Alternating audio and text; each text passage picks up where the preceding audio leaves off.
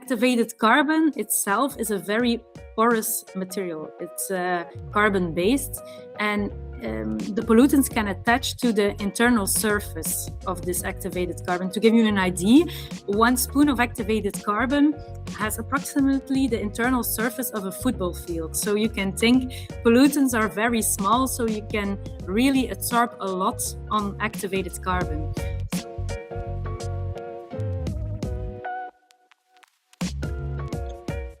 Welcome back, everyone, to the Product as a Service Champion podcast. Today, it's a special episode because we are officially launching season 3. So this season, we want to go beyond the big ideas and focus on what it really takes to scale an as a service model in an industrial context. We will talk about offer design, the integration of software as a service and product as a service, and the commercial and operational challenges that come with scaling the model. And to kick off season 3, I am extremely happy to welcome Eva Verbrugghe, Business Development Director for Europe at DESOTEC. Hello, Eva, and welcome to the show. How are you doing today? I'm doing great, thank you. Yourself? I'm good, thanks. Lovely springtime in Amsterdam today, so it's very nice to see the nature coming back to life. Great. You're connecting from which place, Eva? You're in Belgium, if I'm correct? Yes, I'm in Belgium, Roeselare, where the headquarters of DESOTEC is at. Good. So great to have you with us today. For the listeners who may not know DESOTEC yet, could you start by introducing the company, Eva, and explaining the as-a-service solution you provide today? Yes, certainly. So DESOTEC offers filtration as a service. So we provide mobile filtration solutions to help companies purify air and water streams by removing the pollutants before it's emitted into the air or in the water, so in the environment in general, and also purifying, for example, gas, biogas, to be able to use it in the gas grids. We work with several industries, so it could be the chemical industry, the waste treatment facilities, biogas, food, pharma. You could say any production site that has discharges of water or air emissions. And the increasing environmental regulations mean that companies have to look to treat the emissions they have. And this could be volatile organic compounds, so organic molecules or odors, but this could also be in water that there are organics they cannot discharge, like, for example, also micropollutants. PFAS is a known topic in the meantime. So that's what we do. And our model is quite simple. We provide filtration as a service. So we deliver a mobile filter, and it's filled with activated carbon, and we'll deliver it to the customer site. The polluted stream passes through the filter, through the carbon bed, and at a certain moment when the filter is completely saturated, it captured all the pollutants it can, we take it back to recycle it. We reactivate the carbon, and so we remove and neutralize the pollutants that were on the activated carbon and can then reuse the reactivated carbon at the customer site or at other customer sites. Thank you, Eva, for this presentation. You get us curious, of course. Already hundreds of questions going through my mind. Filtration as a service. This is what we are going to talk today and to deep dive on the matter. So, if we try to break that down, Eva, what is exactly that the subscriber, your customer, is gonna take a subscription from at DESOTEC? Is it the equipment, the filter? Is it the carbon in it? Is it the logistic? Is it the compliance to waste management regulation? What is it that he subscribes to? Or is it all of it, maybe? Well, it is a combination of all of those. So the customer will rent our mobile filters with activated carbon. We will manage the logistics. We will do the exchanges of the filter, and we also give the expert support. This is the expert support in dimensioning the solution in the first place, but also expert support on waste administration, for example, because saturated carbon that you take back becomes a waste. And so we manage the entire life cycle of the activated carbon. When it's saturated, as I said, we bring it back to our facilities and reactivate it. And that way we have a circular process. Carbon can be recycled multiple times, and so we can reduce the waste and the environmental impact, because we do not have to use fresh carbon each time. We can reuse or we can use the recycled or the reactivated carbon. And combining all of this in one model is a flexible, scalable solution for the customer. It predicts the operational costs and has a minimal operational burden for the customer, because we do it. We install the filter on site, or we deliver a filter for them to install with a plug-and-play solution. So simplicity, as usual, in as a service offer is the key word here. You create simplicity by managing the complexity yourself, delivering simplicity, and I guess it has a lot of value for the customer, because if I understand, the customer actually never handles himself the carbon, which I assume is not very trivial when it is saturated with dangerous pollutant. Yeah, exactly. Handling saturated carbon, it requires expertise. It's specific safety procedures at our site, proper waste documentation. It becomes a waste when it's used. So with our model, the customer doesn't have to get in touch with this carbon. It stays in the filter. We deliver a new filter. We take back the saturated one, and we manage the entire waste treatment at our site, where we are equipped to handle dangerous waste, non-dangerous waste, depending, all waste. And this allows the customer to focus on their own production and not on that waste part. Focus on the core business and give the rest to specialists. That's exactly. That's our the goal. core principle of as a service.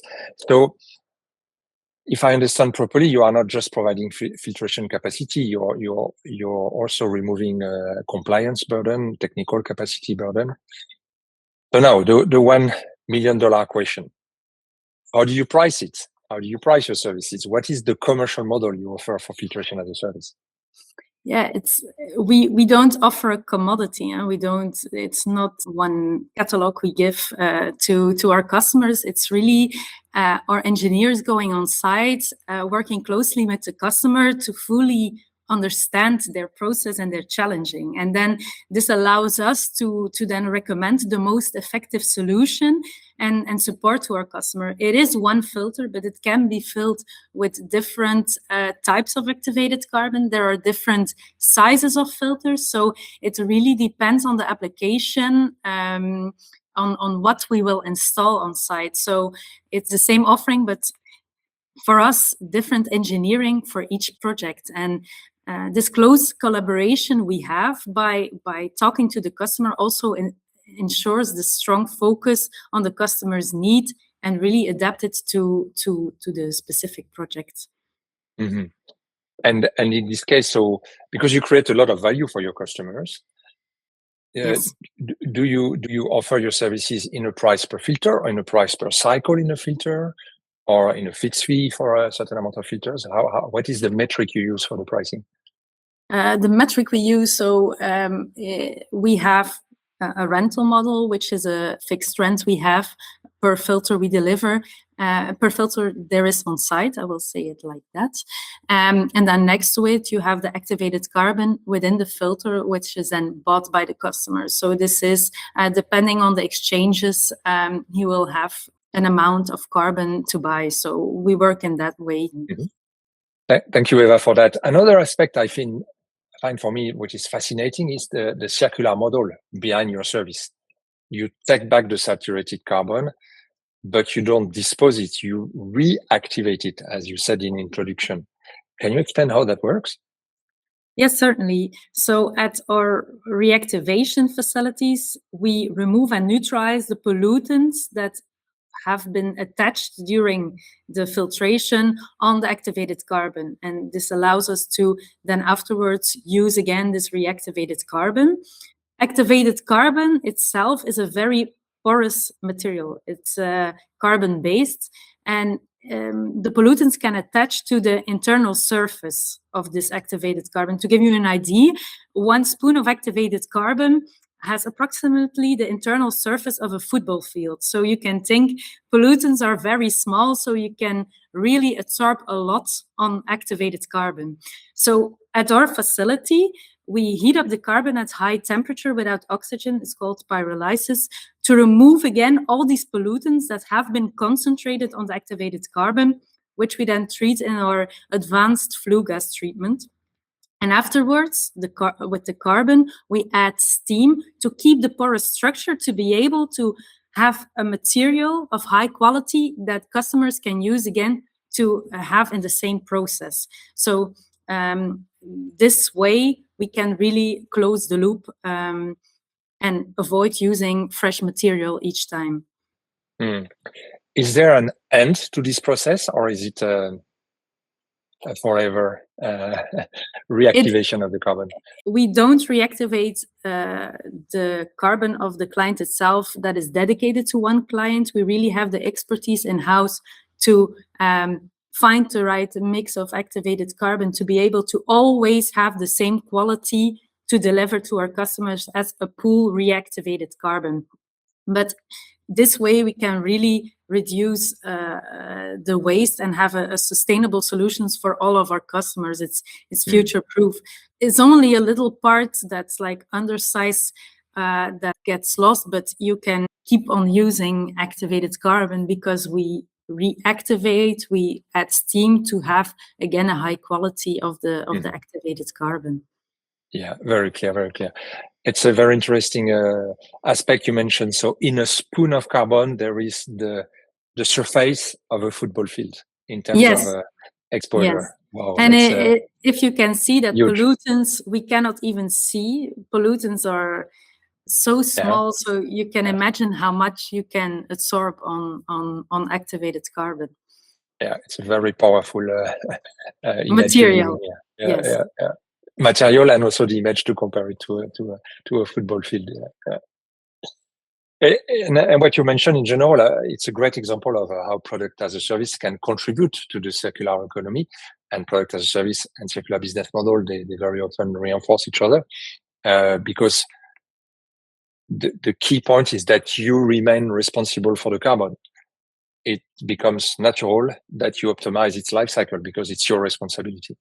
Exactly. We want to close the loop. So even we sell it to the customer, or filtration-as-a-service model, having filters to come back at DESOTEC, we want to close the loop each time. We want to reactivate the carbon. So yeah, that's exactly what we want to do. We want to optimize to be able to reactivate as much as activated carbon as possible with high pollution load on it. Very clear. And of course, like everyone, when I read the news, there is almost every day a new pollutant that is being spotted by the journalist. We talk a lot, and you mentioned it before, about PFAS at the moment. What about your innovation stream, and how do you cope with new treatment methods according to the new pollutants? Yes, PFAS is, as I said, something that has now become really known as an environmental threat, environmental topic. So I believe that activated carbon is there, a part of the solution, and therefore we also developed a method in the industry, the first in industry, to measure PFAS also on activated carbon, to be able to map it and also to show that after reactivation everything is gone, is removed. This is one part of our R&D department that's working and looking ahead, but also I talked about biogas in the beginning of our talk. So this is a big market for us, to remove H2S from biogas, to be able to purify it and use it, for example, in the gas grid. And this means that the carbon that comes back contains a lot of sulfur, and it has been difficult in the past to remove sulfur because of the high loads with the reactivation process. So with years of innovation, in the meantime, we can or we have a production facility to be able to take back this waste with high amounts of sulfur on it and create a new product, a high value product out of it to be used again in the biogas applications, and next to it use the sulfur to create gypsum. So that way we are able to capture the sulfur and turn it into gypsum, and allowing us to close the loop even further. And that's really a game changer, has been really a game changer. So if I hear you properly, Eva, you're even now using the pollutants themselves to create new value from the pollutants. Exactly. Our main focus is indeed be able to closing the loop of carbon, but it's a nice next to it to be able to create something out of a pollutant. I have a stupid question for you. Gypsum. What do you mean by gypsum? Gypsum is used in the construction industry. It's splatter, so it's a building material. Yeah. Okay. Very clear. Very clear. So and it's everywhere. A lot of it's everywhere, indeed. And this industry is also or needs also to use recycled material in their industry, so we can be a part of that. Yeah. Obviously. I propose to switch gear and to talk a bit about the operations. What we see into as a service is very often the best player have organized in a way that it's a mix between direct and indirect model. And of course, there's always the discussion. If I go direct, I master much more the process. If I go indirect, I have scalability, but I lose control. So what's your choice? How do you deliver this model on the ground? Do you work mostly with partners or directly? Mostly directly, as I said. So one of our strengths, or key strengths, lies in the technical expertise of our sales engineers. So our sales engineers work very closely with customers to understand their process and recommend the right filtration solution. And really understanding it to be able to help the customer is key. And therefore, we always work directly with our end customers. For some specific installation work where ductwork, for example, is needed, we collaborate with trusted partners, specialized partners, to be able to offer this to our customers, but the core solution and service remains managed by DESOTEC. Very clear. So that's you go to the choice of keeping control on the whole chain. And that's also important because I understand that the emissions of pollutants, they can impact the production of your customer. So it's also a question of speed of response and the capacity to act fast enough when the customer needs a filter action. How do you manage this reactivity capacity? Yes, it's certainly critical.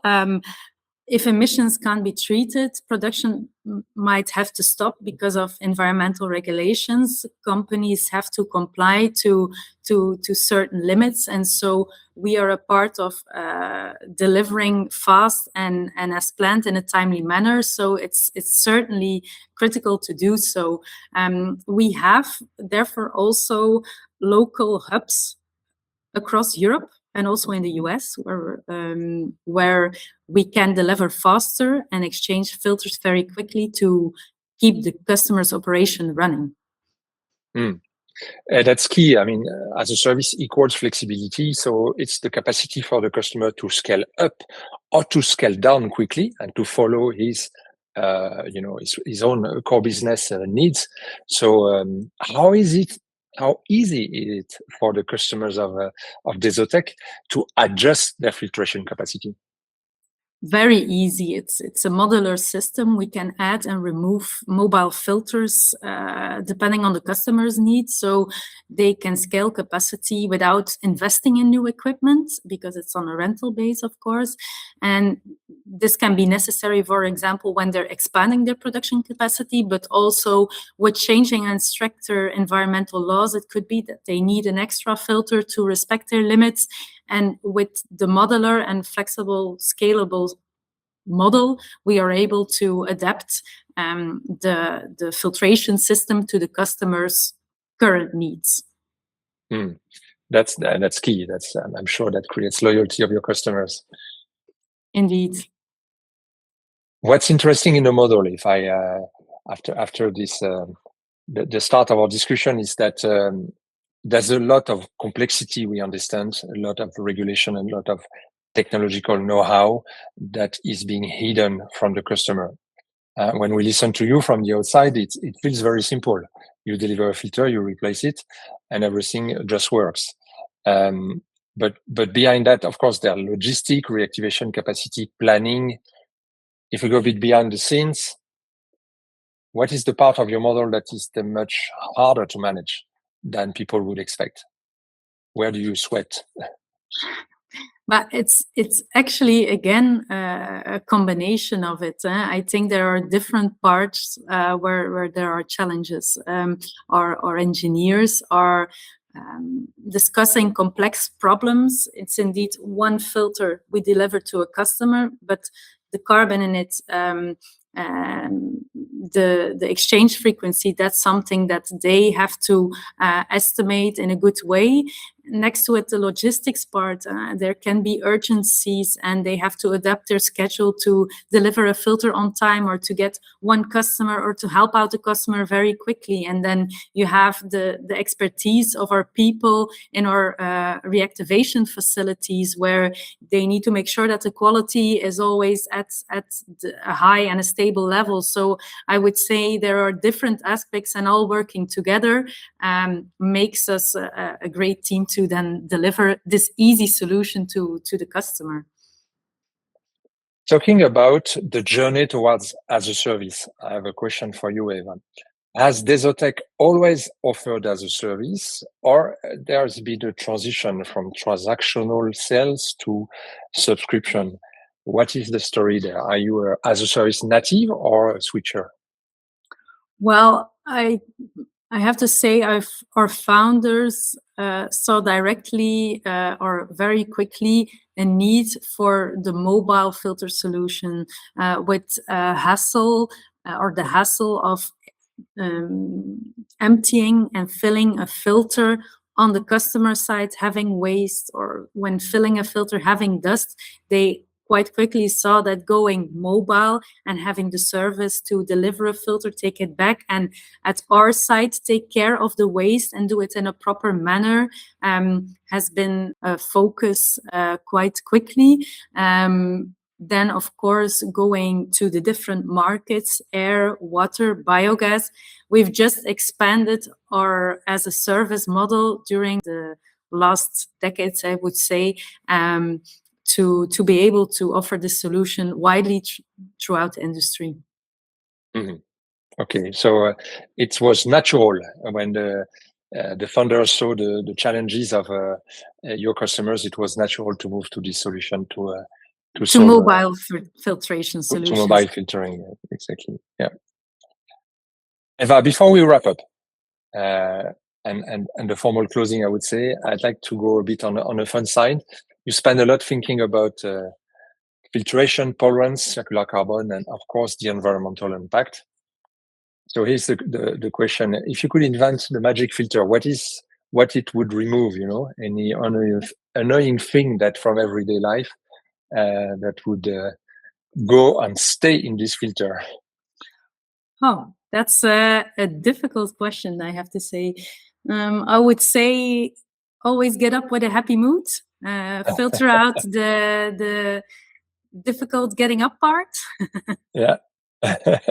I think a lot of us can recognize in this statement. So thanks for that. I think we are very, very much interested by your solution, and it's great to see a business that dedicate time to preserve the environment. We know how crucial it is for us and for the next generations to be able to live in a world that is comfortable. So thank you very much for joining us, Eva, today, and for kicking off the season 3 with such an insightful presentation of your Filtration-As-A-Service solution. For me, my personal takeaway from our conversation, Eva, is that everything as a service is not just about renting equipment. It's rethinking the responsibility you have, the circularity, the operational reliability for the customer, but also the long-term partnerships in which you enter with your customers. So again, thank you for being here today. Thank you to our listeners to pay attention to episode 1 of season 3 of the Product as a Service Champion podcast. Thank you, everyone.